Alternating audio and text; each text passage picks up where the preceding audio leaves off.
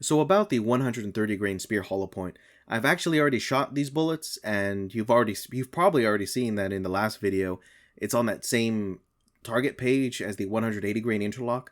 I decided that bullet just required a lot more justification, so it got its own video, and this will be really quick. The first thing I need to say is that you should not use the load data that I have on that page. Ignore that until you get full context. So the first thing I did is I compared it to the Speer TNT 125 grain, and the hollow point is actually a tiny bit shorter than it. It's exactly 0.050 inches shorter.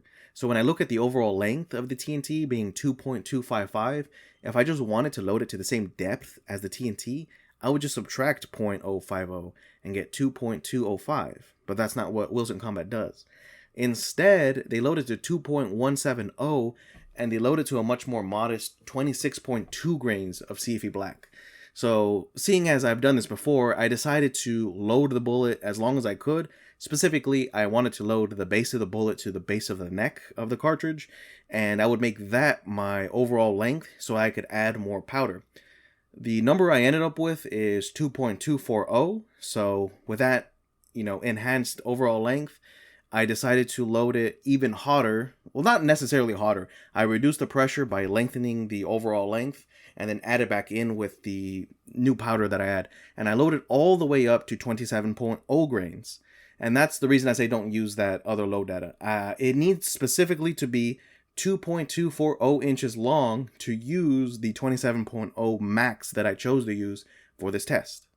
Unfortunately, during testing, I accidentally unplugged my chronograph during the final group, so I actually don't know how fast 27.0 grains was going. I'll have to redo it. But I do at least get to see that at 26.6, I basically have an equivalent load to Wilson Combat's 26.2. The only difference being, the difference is the amount of CFE black, of course, but the other big difference was the seating depth. Whereas with their load, they have a little bit less powder, but they seat more deeply to get more pressure, and then I loaded longer to reduce pressure, and then added the pressure back in by adding more CFE black. So as you can see that this is how these sort of elements sort of mix together to give you the result.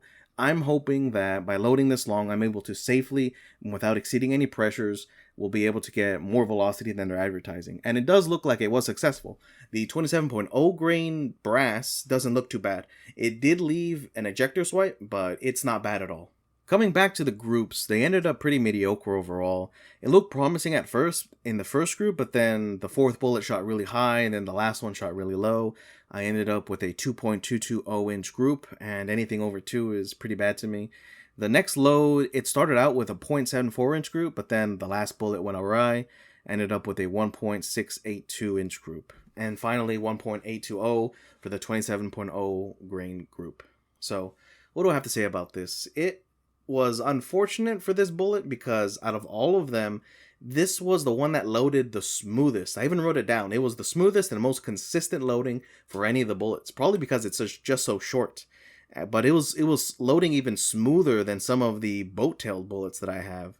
So this is unfortunate. I'll have to retest these alongside the 125 grain to see if I can tweak the values. And I'll definitely get the 27.0 grain velocity separately, separate to the testing I'm going to do, just so I know that more or less what I can actually work with this bullet.